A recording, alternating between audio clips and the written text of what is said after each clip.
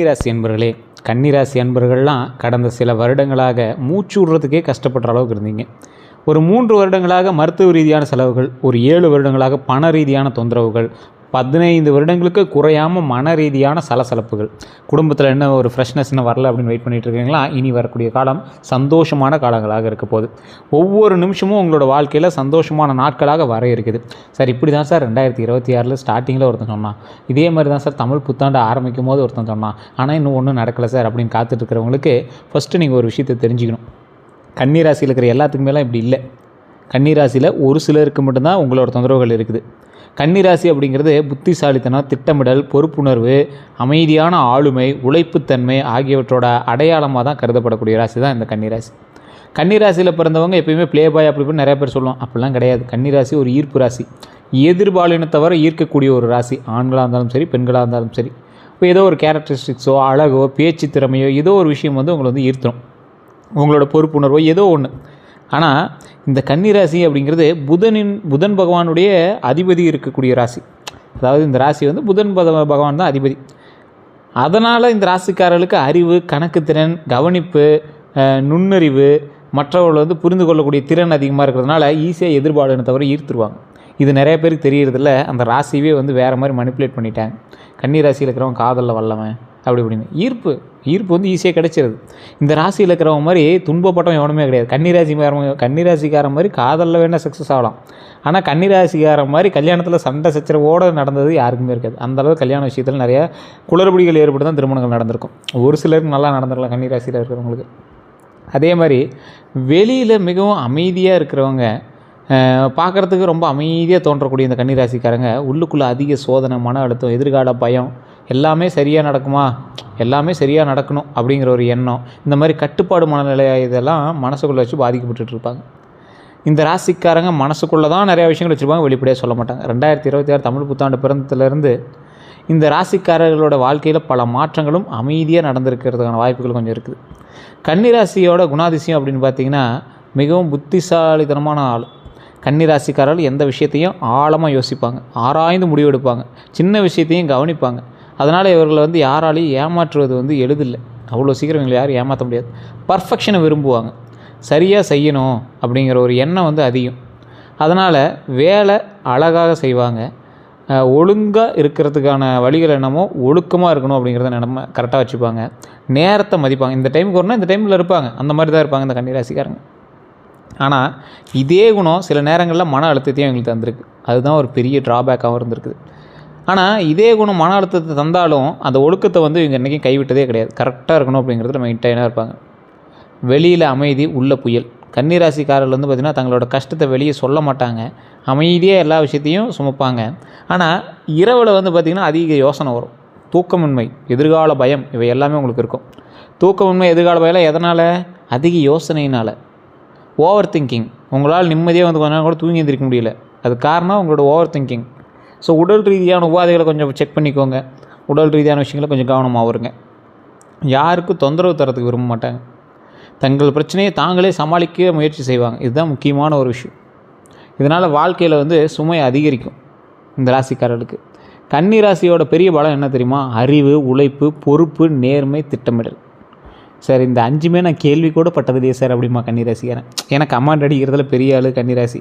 Comment செக்ஷன்லாம் போய் பார்த்தீங்கன்னா நிறைய கழுவி ஊற்றுவாங்க. அதெல்லாம் எங்கள் லைஃப்பில் நடந்திருக்கும், ஒத்துக்க மாட்டாங்க.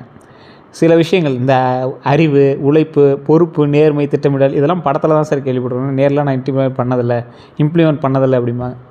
இவர்கள் மெதுவாக வளர்ந்தாலும் வாழ்க்கையில் நிலையான வெற்றி பெறுவாங்க. கொஞ்சம் பொறுமையாக தான் எங்களோட வளர்ச்சி இருக்கும். இருந்தாலும் நிலையான ஒரு வெற்றியாக இருக்கும். உங்களுக்கு கடவுள் நிறையா வாய்ப்பெல்லாம் தந்தார் சார், நீங்கள் அதை சரியாக தக்க வச்சுக்கலங்கிறதா உண்மையாக இல்லையான்னு மறக்காம கமெண்ட் செக்ஷனில் பார்த்து விடுங்க. நிறையா வாய்ப்பெல்லாம் தந்தார். நடுவில் கேப் விட்டு கூட உங்களுக்கு வாய்ப்புகள்லாம் இருந்துச்சு. நீங்கள் அதை சரியாக கவனிச்சிக்கல, தக்க வச்சிக்கல. தற்போது கன்னிராசிக்கு நடந்துகிட்டு இருக்கக்கூடிய மிகப்பெரிய பிரச்சனைகள் என்னென்ன தெரியுமா? 2026 தமிழ் புத்தாண்டு பிறந்த பிறகு கன்னிராசிக்காரர்களுக்கு அதிகமாக இருக்கக்கூடிய பிரச்சனைகள் அப்படின்னா மன அழுத்தம் கொஞ்சம் இருக்கும். கொஞ்சம் இல்லை, நிறையாவே உங்களுக்கு இருந்திருக்கும். எதையும் அதிகமாக யோசிப்பது, இது சரியாக போகுமா அப்படிங்கிற கவலை. ஒரு விஷயத்தை இருக்கிறீங்க, மைண்டுக்குள்ளேயே போட்டு குழப்பிட்டு அது சரியாகுமா அப்படின்னு யோசிச்சுட்டே தான் இருக்கிறீங்களே தவிர அதுக்குன்னு அவுட்புட் எதுவும் தெரியல. அந்த மாதிரி அதே மாதிரி பண நெருக்கடி இப்போ இல்லை, உங்களுக்கு பல மாதமாகவே பல வருஷமாகவே நடந்துட்டு தான் இருக்குது. பணம் வந்தாலும் தங்குறதில்ல. ஏன் சார் தங்குறதில்ல? என்னன்னே தெரில, செலவாகிட்டே இருக்குது. உங்களுக்கு இப்போவும் அதுதான் தங்கிட்டு இருக்காது, செலவாகிடும், அன்எக்ஸ்பெக்டட் எக்ஸ்பென்ஸ்லாம் உங்களுக்கு வரும். ஸோ இதெல்லாம் வந்து உங்களுக்கு இப்போ நடந்துட்டு இருக்கிற ஒரு விஷயம். இனி போகக்கூடிய காலங்களில் சரியாகுமானா தனிப்படையான ஜோதிடம் தான் செல்லும். இப்போ நம்ம பார்க்குறது என்னது, ஓவரால் ஜோதிடம் தான் பார்த்துருக்கோம். ஆனால் பணம் வந்து கண்டிப்பாக வந்தால் தங்கும், செலவுகள்லாம் குறைய ஆரம்பிக்கும், நிறைய லாபம் வர ஆரம்பிக்கும், நிறைய சேவிங்ஸ் வர ஆரம்பிக்கும். அதெல்லாம் எப்போயிருந்து வர ஆரம்பிக்கும் அப்படிங்கிறது தனிப்படையான ஜாதகம் தான் சொல்லும். ஆனால் அதுக்கான வாய்ப்புகள் நிறைய இருக்குது, வாய்ப்புகளில் கண்டிப்பாக நடக்கும். ஸோ அதனால் கொஞ்சம் பொறுப்பாகவும் நிதானமாகவும் கரெக்டாகவும் நடந்துக்கோங்க.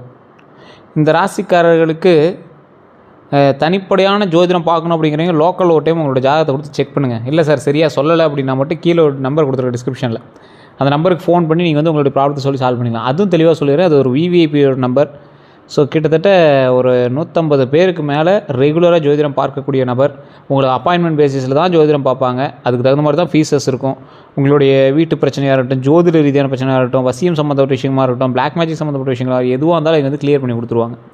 ஸோ ஆனால் அப்பாயின்மெண்ட் பேசிஸ் தான் பார்ப்பாங்க, ஃபீஸஸும் அது மாதிரி தான் இருக்கும். உங்களுக்கு வேணும்னா மட்டும் நீங்கள் வந்து கால் பண்ணி பேசிக்கலாம். இது நீங்கள் ப்ரமோஷன் எடுத்துட்டாலும் ஓகே தான். இது உங்களுடைய விருப்பத்தின் பேரில் நீங்கள் வந்து ஃபோன் பண்ணி பேசிக்கலாம். அதே மாதிரி இந்த ராசிக்காலுக்கு குடும்ப பொறுப்பு அப்படின்னு ஒன்று இருக்குது. வீட்டில் வந்து உங்கள் மேலே நம்பிக்கை அதிகம், குடும்ப செலவை நீங்கள் தான் பார்த்துக்கிறீங்க, உறவினரோட உதவி உங்களுக்கு தேவைப்படும். இவை அதிகமாக இருக்கக்கூடிய நபர்களாக தற்போதைய நிலைமையில் நீங்கள் இருந்துகிட்ருப்பீங்க.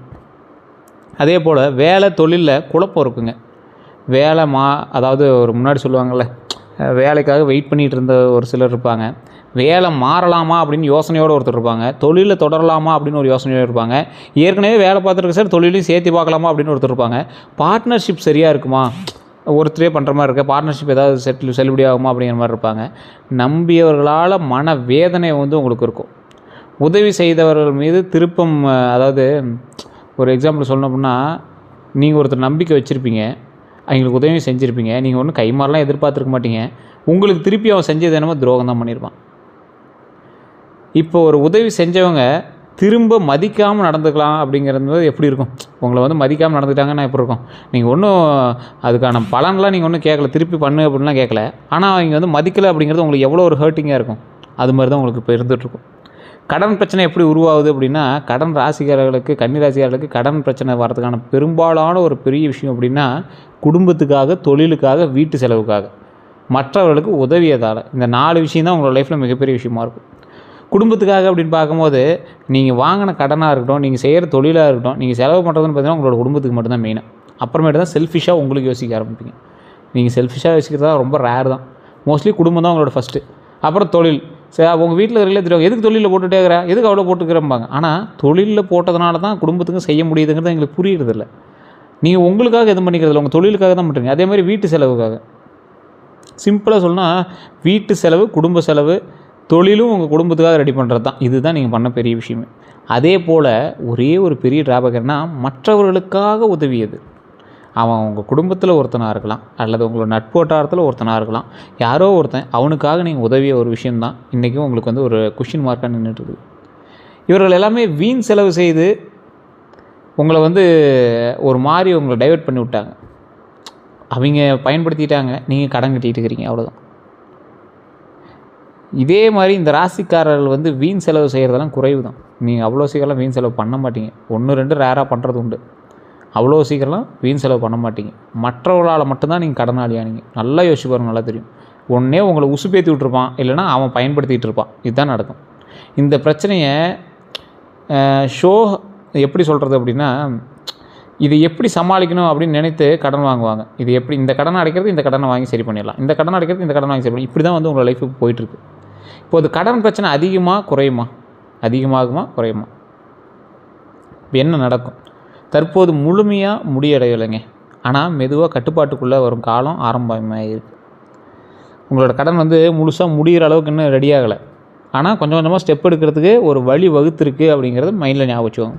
குறிப்பாக 2026 நடுப்பகுதியிலிருந்து பழைய சிக்கல்கள் சரியாகும், எதிர்பாராத பண வரவு கிடைக்கும், வேலையில் முன்னேற்றம் கிடைக்கும், பழைய பணம் திரும்ப கிடைக்கும். இந்த விஷயத்துக்கு எல்லாத்துக்குமே வாய்ப்பு இருக்குது. பழைய சிக்கல்கள் சரியானுச்சு அப்படின்னா மிகப்பெரிய நல்லது. எதிர்பாராத பண வரவு கிடச்சிச்சு அப்படின்னா கடன் அடைக்கிறதுக்கு உதவுது. வேலையில் முன்னேற்றம் கிடச்சிச்சின்னா ஒரு குறிப்பிட்ட அளவுக்காவது இன்க்ரிமெண்ட்டுக்காக கிடைக்கிது. பழைய பணம் திரும்ப கிடச்சிச்சு அப்படின்னா எடுத்து அப்படியே கடன் அடிச்சுட்டு வேலையை பார்க்கலாம். ஸோ இப்படி தான் வந்து போயிட்டுருக்கும். நீங்கள் சம்பாதிக்கிறத விட 100 மடங்கு பக்கமாக உங்களுக்கு கடன் இருக்குது. மாதம் 10,000 சம்பளிங்கன்னா உங்களுக்கு 10 லட்ச ரூபாய்க்கு கடன் இருக்குது. இதுதான் இன்றைக்கி கன்னிராசிக்காரங்க நடந்துட்டு இருக்கிற ஒரு முக்கியமான விஷயம். சிலர்லாம் சொன்னால் ஏற்றுக்க மாட்டாங்க. கன்னிராசிக்காரன்ட்டு அவ்வளோ சொன்னால் புரிய வைக்க முடியாது. கன்னிராசி வந்து ஒரு பிடிவாத ராசி அப்படின்னு சொல்லுவாங்க. கடன் பிரச்சனை எப்படி தீரும்? செலவு கட்டுப்பாடுங்க. கன்னிராசிக்காரர்கள் ஒரு லிஸ்ட்டு போட்டு செலவு செய்தால் விரைவில் ரெக்கவரி ஆகும். இந்த கன்னிராசிக்காரங்க எப்பவுமே அவங்களோட மைண்டில் கொஞ்சம் இதுக்கு பண்ணோம் சரி இது சரியாக போச்சு அப்படின்னு மைண்ட் கணக்கே போட்டுட்ருக்கீங்க. அதெல்லாம் செல்லுபடி ஆகாது. ஸோ ஃபஸ்ட்டு இப்போ நீங்கள் என்ன பண்ணணும், லிஸ்ட்டு போட்டு ரெடி பண்ணணும், ரெக்கவரி பண்ணணும். 2வது வருமானம். இந்த ராசிக்காரர்கள் வந்து ஒரு வேலைக்கே போயிட்டுருங்க அப்படின்னா ஆன்லைன் ஒர்க் ஏதாவது சைடில் பண்ணுங்கள், கமிஷன் பேசிஸில் தொழில் பண்ணுங்கள், கன்சல்ட்டிங்கை உருவாக்குங்க, டீச்சிங் பண்ணுங்கள், அக்கௌண்டிங் பண்ணுங்கள், டிஜிட்டல் ஒர்க் பண்ணுங்கள். இது மூலமாலும் பணம் வரும். உங்களுக்கு டிஜிட்டல் துறை வந்து ஓரளவுக்கு பரவாயில்ல தான், ரொம்ப ஓகேன்னு சொல்ல முடியாது, ஓகே தான், ஒன்றும் பெரிய லாஸ்லாம் கிடையாது. அதன் மூலமாக வருமானம் தான், லாபம் தான். அப்போ நீங்கள் என்ன பண்ணணும், அதுக்கு தகுந்தாறு போல் உங்களோட லைஃப்பை வந்து மெயின்டைன் பண்ணணும். 2வது வருமானத்திற்கு ஸ்டெப் எடுக்கணும். குழம்புற விஷயத்தை முதல்ல நிறுத்தணும். குழம்புறதை மட்டும் நிறுத்தினீங்கன்னா நீங்கள் வாழ்க்கையில் முன்னேறிடுவீங்க. அதே மாதிரி பழைய தொடர்பு வந்து உதவுங்க. பழைய தொடர்பு என்ன, ஒரு பழைய நண்பர் அல்லது அறிமுகம் மூலம் வேலை வாய்ப்பு வரும். அதை வந்து நீங்கள் பயன்படுத்திக்கணும். அதன் மூலமாக லாபம் எடுக்கிறது உங்களோட திறமையை பொறுத்து இருக்குது. எந்த தெய்வத்தை வணங்கினா தற்போது நல்லது? எல்லா காலகட்டத்திலையும் ஒவ்வொரு தெய்வத்தை வந்து பிடிச்சிட்டோம் அப்படின்னா நன்மை உண்டாகும் அப்படிங்கிறது நம்ம எல்லாருக்குமே தெரியும். இந்த காலகட்டத்தில் எந்த தெய்வத்தை வணங்கலாம்? கன்னிராசிக்காரர்களுக்கு புதன் கிரக சக்தி முக்கியம். அதனால் அறிவு மற்றும் மன அமைதி தரக்கூடிய தெய்வ வழிபாடு ரொம்ப நல்லது, ரொம்ப ஒரு ப்ளஸ் பாயிண்ட் அப்படின்னு சொல்லலாம். விஷ்ணு வழிபாடு புதன் பலம் அதிகரிக்கும். விஷ்ணு வழிபாடு பண்ணோம் அப்படின்னா புதன் பலன் அதிகரிக்கக்கூடிய ஒரு இது. புதன்கிழமை துளசி மாலை, விஷ்ணு ஸ்லோகம் இதெல்லாம் சொன்னீங்க அப்படின்னா ரொம்ப நல்லது. துளசி மாலையெல்லாம் வாங்கி சாமிக்கு சாத்தி வழிபடுறது, விஷ்ணுவோட ஸ்லோகம் சொல்கிறதெல்லாம் ரொம்ப நல்லது.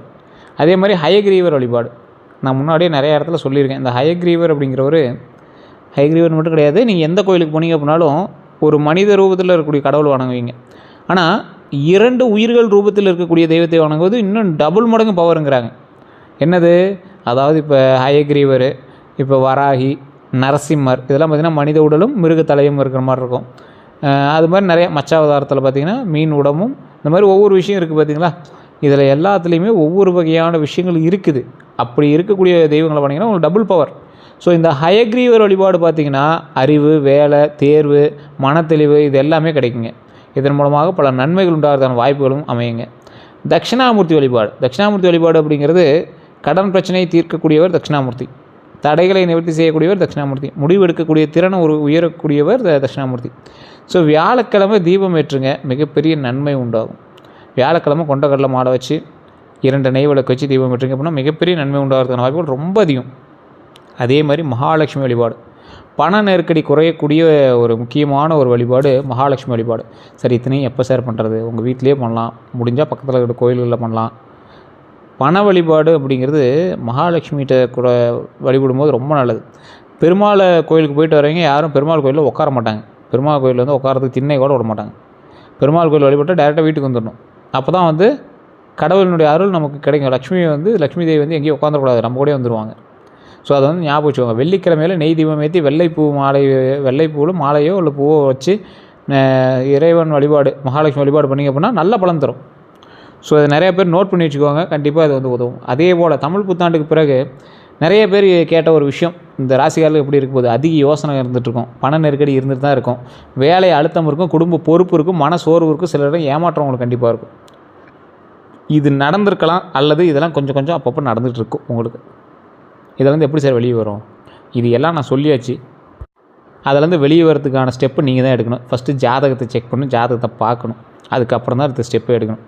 ஆனால் அதே நேரத்தில் வாழ்க்கையை மாற்றணும் அப்படிங்கிற எண்ணம் உங்களுக்கு உள்ளே இப்போ உண்டாயிருக்கும். ஸ்பிரிச்சுவல் இன்ட்ரெஸ்ட், சுவாமி தரிசனம் பண்ணணும், சுவாமியை வழிபடணும் அப்படிங்கிற ஒரு ஆன்மீக சிந்தனை உள்ளே வந்திருக்கும். பழைய வாழ்க்கையில் முறையை மாற்றக்கூடிய சிந்தனை உண்டாயிருக்கும். இப்படி பண்ணிட்டு தான் இதை இப்படி பண்ணலாம் அப்படிங்கிற ஒரு ஐடியா வந்திருக்கும். இவை உருவாகி இருக்கக்கூடிய தருணம் இப்போ உங்களுக்கு நடந்துகிட்ருக்கும். இனிமேல் வரக்கூடிய நாட்கள், வரக்கூடிய மாதங்கள் எப்படி இருக்க போகுதுன்னா, இனிமேல் என்ன நடக்க போகுது அப்படின்னா, மேலேருந்து ஜூன் மாதத்துக்குள்ளே மன அமைதி கொஞ்சம் அதிகரிக்கும், நல்ல தகவல் வரும், வேலை முன்னேற்றம் கிடைக்குங்க. அதே மாதிரி ஜூலை ஆகஸ்ட்டில் வந்து பார்த்திங்கன்னா பண வரவு அதிகரிக்கும், கடன் குறையும், புதிய தொடர்பு உதவுங்க. செப்டம்பர்லேருந்து டிசம்பர் வரைக்கும் பார்த்திங்கன்னா வாழ்க்கையில் நிலை மாறு, குடும்ப அமைதி பெருகும், சேமிப்பு ஆரம்பமாகுங்க. அடுத்த 12 நாட்கள் வந்து எப்படி இருக்கும் அப்படின்னா, 2026 தமிழ் புத்தாண்டு பிறந்தும் கூட இன்னும் இப்போ வைகாசி மாதமே பிறந்துருச்சு. இதில் வந்து பார்த்திங்கன்னா அடுத்த 1 to 3வது நாளில் மன அழுத்தமும் யோசனையும் அதிகம். பணக்கவலை வந்து இருக்கும். ஆனால் ஒரு நல்ல தகவல் வந்து சேரும். 4 to 6வது நாளில் நண்பர்கள் உதவி கிடைக்கும், வேலை தொடர்பான முன்னேற்றம் கிடைக்கும், ஃபோன் கால் மூலமாக நல்ல செய்தி வரும். அடுத்து 7 to 9வது நாளில் குடும்பத்தில் சின்ன கருத்து வேறுபாடு உருவாகும். பேசும்போது கவனமாக இருங்க. நாள் 10லேருந்து 12க்குள்ளே மன அமைதி உண்டாகுது, சிறிய பண வரவு கிடைக்குது, நல்ல தொடக்கமும் உண்டாகுது. நல்ல தொடக்கம்னா தொழிலுக்காக இருக்கலாம், குடும்பத்துக்காக இருக்கலாம், ஏதோ ஒரு நல்ல விஷயத்துக்காக, திருமணத்துக்கான ஸ்டெப்பாக இருக்கலாம், குழந்தை பிறலாதவர்களுக்கு ஒரு நல்ல செய்தி வந்து இருக்கும். அந்த மாதிரி நல்ல விஷயங்கள் கிடைக்குது. கன்னி ராசிக்காரர்கள் கவனிக்க வேண்டிய ஒரு முக்கியமான விஷயத்தை நான் சொல்கிறேன்.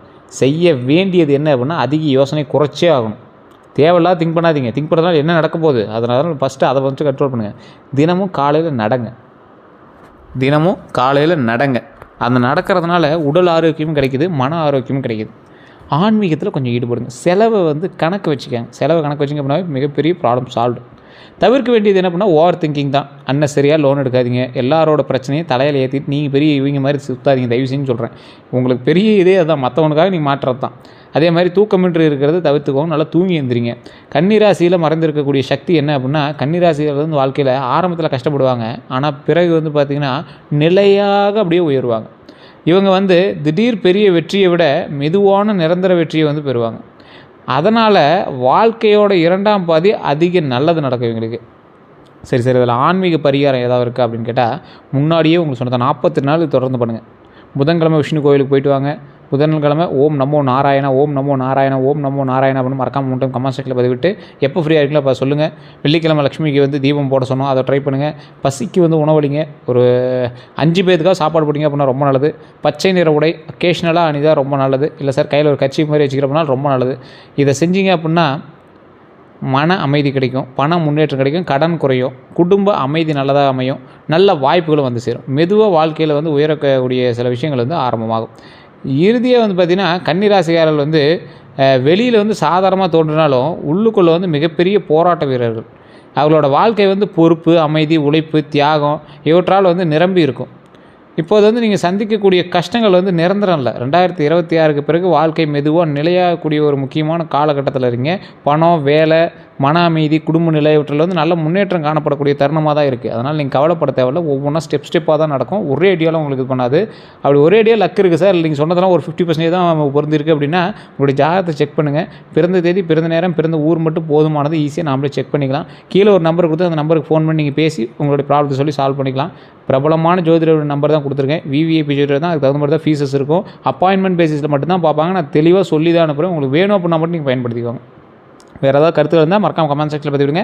வேறு எந்த ஒரு சந்தேகமாக இருந்தாலும் நீங்கள் ஃபோன் மூலமாக சொல்லி சால்வ் பண்ணிக்கலாம். வேறு எதுவாக இருந்தாலும் சரி நம்ம சேனலை ஃபாலோ பண்ணிக்கோங்க. ஃபேஸ்புக்கில் ஃபாலோ பண்ணிட்டு பாருங்கள், யூடியூப்பில் சப்ஸ்கிரைப் பண்ணிட்டு பக்கத்தில் பெல் பட்டன் மறக்காம ப்ரெஸ் பண்ணிட்டு நீங்கள் அதில் வந்து கமெண்ட் செக்ஷனில் வந்து பதிவிடலாம். இதை உங்களோட நண்பர்களுக்கு கண்டிப்பாக